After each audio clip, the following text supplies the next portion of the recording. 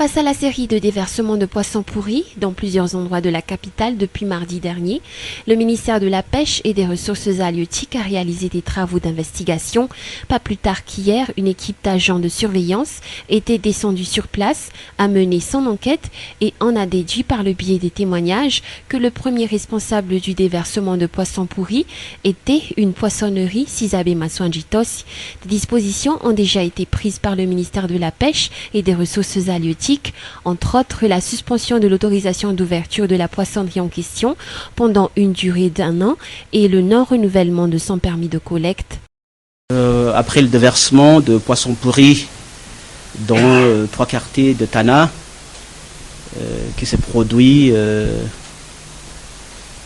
cette semaine, le ministère de la Pêche et des Ressources halieutiques a dépêché des agents de surveillance pour enquêter sur cette affaire.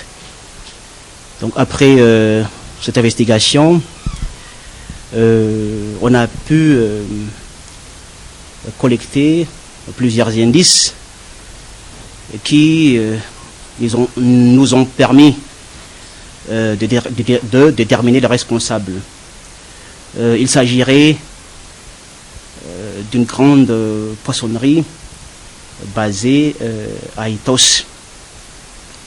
Face à cette situation, le ministère ne peut rester les bras croisés, mais prend sa responsabilité et des mesures seront en conséquence prises à l'encontre de ce responsable. Donc le ministère va prendre comme mesure la suspension de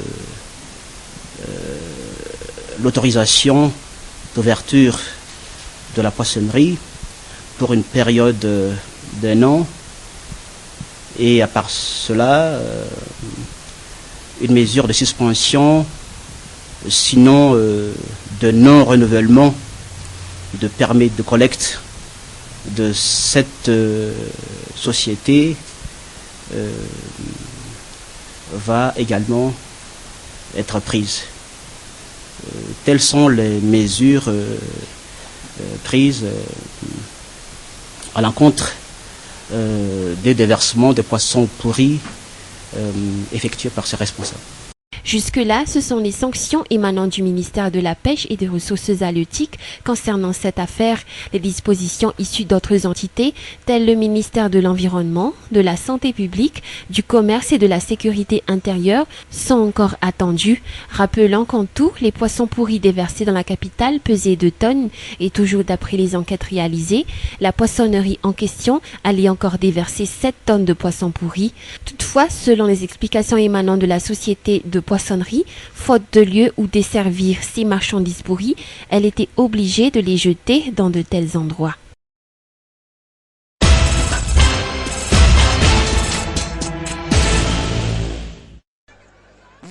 Pour cette année 2011, le Rotary Club d'Ivange a fixé comme objectif offrir de quoi manger à 20 000 habitants issus des bas quartiers jusqu'au mois de juin. Pour ce qui est d'aujourd'hui, cette association a organisé un déjeuner pour 200 à 300 personnes issues de 18 Fukuntani, des bas quartiers de la capitale aux 67 hectares. Alors aujourd'hui, ce qu'on fait, c'est ce qu'on appelle un peu le resto du cœur, c'est l'équivalent en France, c'est-à-dire qu'aujourd'hui on distribue des repas pour la population malgache. C'est une action qu'on avait déjà réalisée l'année dernière, où on a distribué 6 000 repas. Aujourd'hui, on distribue 4 000 repas, ce qui fait 10 000 repas pour la fin de ce mois-ci. Et notre objectif, c'est de distribuer 20 000 repas avant fin juin 2011. C'est une action qui doit être pérenne et nous avons déjà beaucoup de partenaires à Madagascar, à La Réunion, en France, pour cette action Resto du Cœur.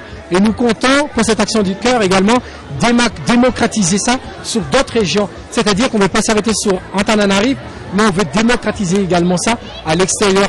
Notre idée dans cette action, c'est dire que nous avons des partenaires étrangers, pourquoi pas trouver également des partenaires locaux pour aider Madagascar à sortir de cette crise, de cette pauvreté. C'est ça l'idée aussi. Effectivement, le ministère de la Population nous a fait une proposition pour un partenariat Je crois qu'on va étudier ça un peu d'une manière à part. Je ne vais pas décider ça tout seul. J'ai un comité, nous avons beaucoup de partenaires et on va travailler ça avec le ministère de la Population. Mais sur le principe, on est d'accord de travailler avec le ministère de la Population pour ça. Toujours selon les responsables au sein de cette association, avec 750 000 âges, l'on peut déjà offrir 1000 plats en guise de déjeuner à 1000 personnes. À cet effet, le président du Rotary Club d'Ivange appelle tous les acteurs intéressés à ce genre d'action à prêter main forte aux activités de l'association. L'événement d'aujourd'hui a vu la présence du ministère de la Population, Nadine Ramarson, qui, une fois de plus, a réitéré la volonté du ministère de coopérer avec l'association.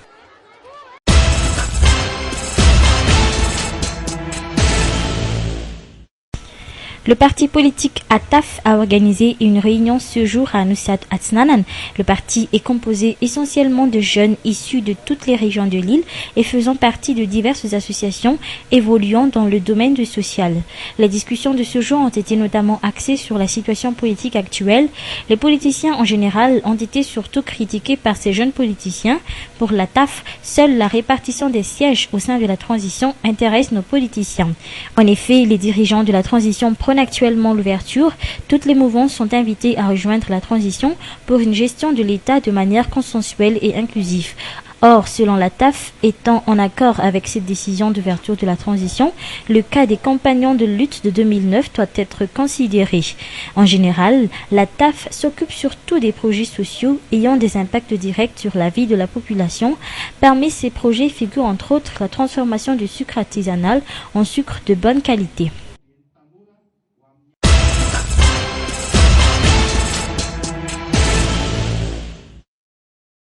Le 16e sommet de l'Union africaine se déroule actuellement à Addis Abeba, dans la capitale éthiopienne. L'année dernière, à la même époque, la crise politique malgache figurait parmi les grands dossiers à traiter durant le sommet. Cette année, ce n'est plus le cas. La crise ivoirienne domine tous les esprits durant ce sommet. Dans ce reportage de la TV5 Monde, par exemple, les caméras et les journalistes focalisent tout leur travail sur le Premier ministre kényan, un des négociateurs dans le dossier ivoirien. Lors du discours d'ouverture, aucun mot n'a pipé sur la situation politique malgache et lors d'un point de presse du président mauritanien aussi, rien n'a été dit sur le cas malgache. À part cette omission lors du discours d'ouverture, aucun communiqué officiel sur l'évolution du dossier Madagascar n'est pour l'heure sorti, surtout après la tenue du référendum. Le quotidien de la place Madagascar Matin, ayant un représentant à ce sommet, rapporte dans un article ce jour que la position des Africains concernant la situation malgache aurait beaucoup évolué.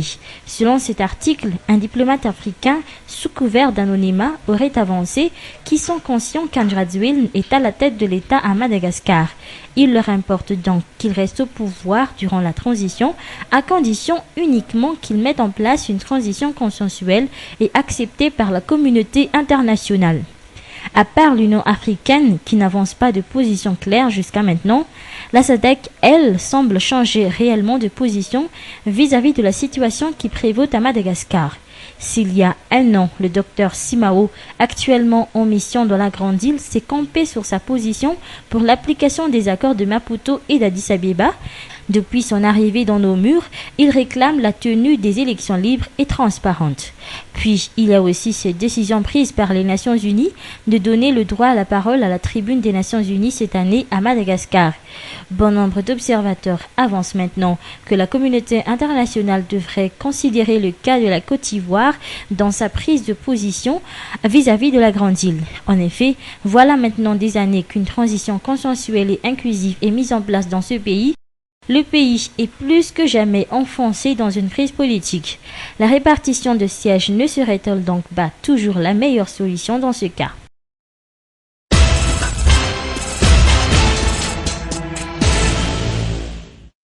La 6e édition de la Foire internationale de Madagascar se tiendra du 26 au 29 mai prochain, au même endroit, au parc d'exposition Futura d'Anjanmen, événement d'envergure internationale qui se consacrera cette fois à la mise en valeur des paramètres fixes géostratégiques sous-tendant les réalités économico-commerciales macro-régionales de cette région du sud-ouest de l'océan Indien, ouverte à tous les pays souhaitant rejoindre cette plateforme d'échange économique et de promotion des indicateurs de développement d'événements économiques ou IDE à Madagascar.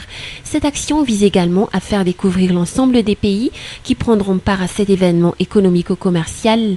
Parmi les participants qui a toujours marqué sa présence à cet événement, le Pavillon France, réunissant les grands établissements bancaires présents à Madagascar, quelques compagnies aériennes et un téléphoniste français de réputation internationale. Cette rencontre mettra en avance les perspectives et les motivations de l'entrepreneuriat français et les stratégies commerciales respectives dans la Grande Île. Cet événement sera également marqué par la forte participation et implication de nombreuses chambres consulaires françaises.